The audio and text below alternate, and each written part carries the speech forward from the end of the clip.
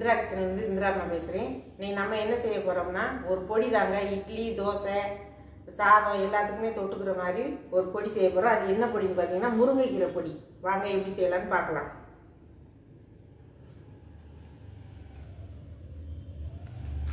முருங்கைக்கீரைங்க நான் எவ்வளோ ஒரு அரைக்கட்டு நல்லா நிழல்லையே காய வச்சு வச்சுருக்கேன் பாருங்கள். அரைக்கட்டு உருவி காய வச்சது பாருங்கள், இவ்வளோதே இருக்குது.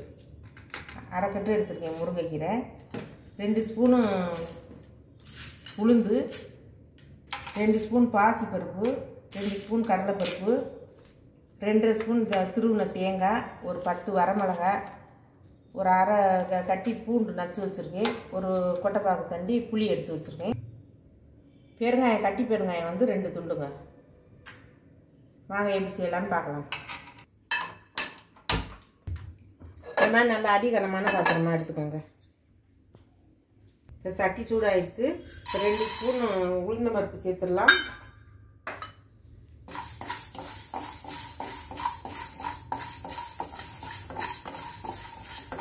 அது கூடவே இந்த கடலைப்பருப்பு 2 ஸ்பூனையும் சேர்த்துடலாம். நான் அரைக்கட்டு முருங்கைக்கீரைக்கு தாங்க நான் அந்த அளவு சேர்த்துருக்கேன். நீங்கள் ஒரு கட்டுனா இதே மாதிரி நான் இன்னும் ஒரு மடங்கு சேர்த்துக்கோங்க.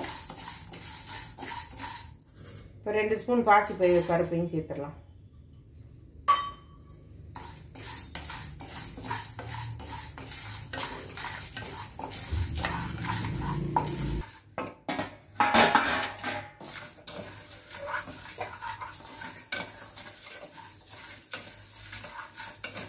நல்லா வறுபட்டுருச்சுங்க.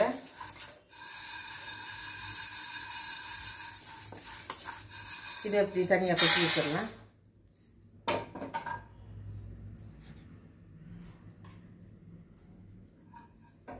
இப்போ இந்த முருங்கைக்கீரையை லைட்டாக வறுத்துக்கலாங்க. நம்ம காஞ்சிருச்சு முறைன்னு இருந்தாலும் லைட்டாக வறுத்துடுறது நல்லது. நீங்கள் முருங்கைக்கீரை வந்து உருவிட்டு நல்லா கல் உப்பு கொஞ்சம் போட்டு தண்ணியில் வந்து 2-3 வாட்டி கழுவிட்டு கல் உப்பு போட்டு கொஞ்சம் நேரம் வச்சுருந்து அதுக்கப்புறம் நெல் காய்ச்சலாக போட்டுருங்க.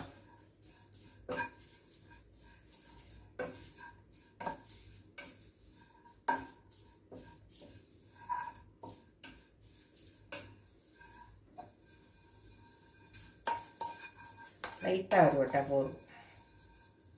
ஒரு சைடு கொட்டிடலாம். 1 ஸ்பூன் வந்து நம்ம தாளிக்கிற எண்ணெய், எந்த எண்ணெயாக இருந்தாலும் ஊற்றிக்கோங்க. ஒரே 1 ஸ்பூனு எண்ணெய். இப்போ வந்து அதில் வந்து இந்த பூண்டு நம்ம நச்சு வச்சுருக்கோம்ல அதை போட்டுக்கலாம். அது நல்லா சிவக்கட்டும்.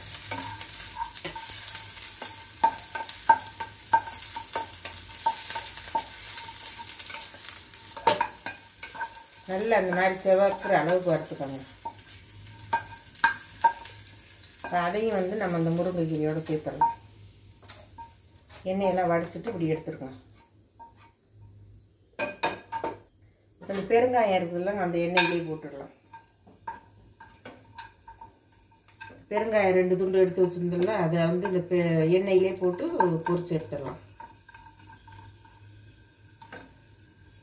கட்டி பெருங்காயம் போட்டிங்கன்னா இந்த இட்லி பொடிகளுக்கெல்லாம் நல்லா சூப்பராக இருக்கும்.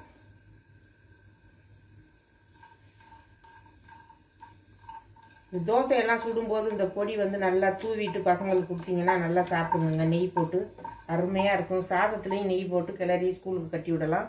இப்போ இது பொரிஞ்சிருச்சு, இதை எடுத்துக்கலாம். இப்போ இந்த வரமிளகாயை போட்டு வறுத்துக்கலாம். நான் வரமிளகாய் வந்து 10 போட்டிருக்கேங்க. உங்களுக்கு காரத்துக்கு ஏற்ற மாதிரி நீங்கள் போட்டுக்கோங்க, கூட்டி குறைச்சி போட்டுக்கோங்க.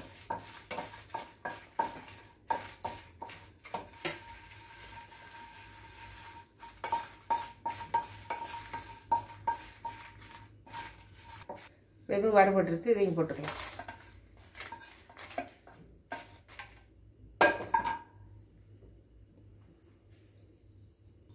தேங்காய் எடுத்து வச்சுருக்கல 2 ஸ்பூன் தேங்காய், அதையும் இது நல்லா வறுத்துக்கலாம் சிவக்க.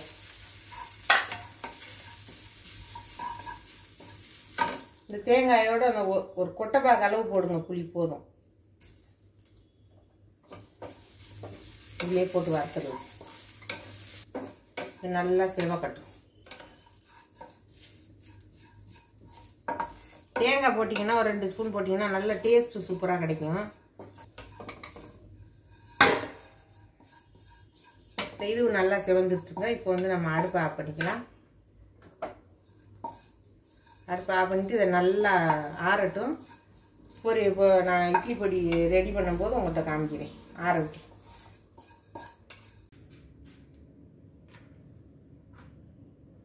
இது கூட ஒரு அரை ஸ்பூன் வந்து கல் உப்பு சேர்த்துக்கலாங்க. இப்போ வந்து வாங்க நம்ம வந்து பொடி எப்படி அரைக்கணும்னு பார்த்துக்கலாம். ரொம்ப நைஸாக அரைக்காமல் கொஞ்சம் ரவை பதத்துக்கு அரைச்சிக்கோங்க போதும். மிளகாயை ஃபஸ்ட்டு பெருங்காயத்தையும் மிளகாயும் ஃபஸ்ட்டு ஒரு ஓட்டு ஓட்டிக்கலாம்.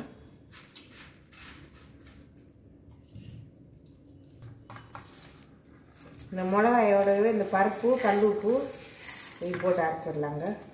ஒரு ஓட்டு ஓட்டிக்கிட்டு அப்புறமா அந்த தேங்காய், முருங்கைக்கீரை, பூண்டு, புளி இதை போட்டு அரைச்சிக்கலாம்.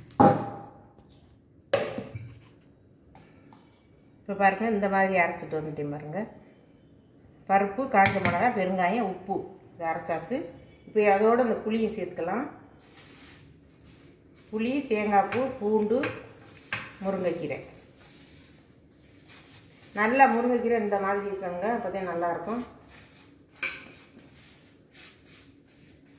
3 மாதம் வச்சுருந்தா கூட கெடாது.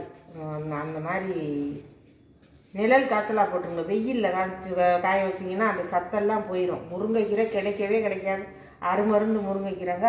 முருங்கைக்கீரை வந்து எங்கே கிடைச்சாலும் விட்டுறாதீங்க. எப்படியாவது சமைச்சு சாப்பிட்ருங்க. பிள்ளைங்க சாப்பிடாத பிள்ளைங்களுக்கு இந்த மாதிரி பொடி பண்ணி சாப்பாட்டில் பிசைஞ்சு கொடுத்துருங்க. இதையும் பொடி பண்ணிட்டு வந்துடலாம். பாருங்க, அவ்வளோ வாசனை மூக்க தொலைக்குதுங்க. அருமையாக இருக்குது பொடி. காரம், உப்பு, காரம், புளி எல்லாமே கரெக்டாக இருக்குது.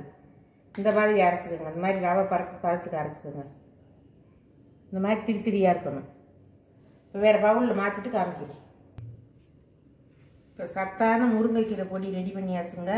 இது வந்து சாதத்தில் நெய் போட்டு பிசைஞ்சு சாப்பிடலாம். இட்லி, தோசை, இடியாப்பம், சப்பாத்தியில் கூட நம்ம நெய் தடவிட்டு இந்த பொடியை தூவிட்டு மடித்து சாப்பிட்றலாங்க. அருமையாக இருக்கும். இது ரொம்ப சத்தானது.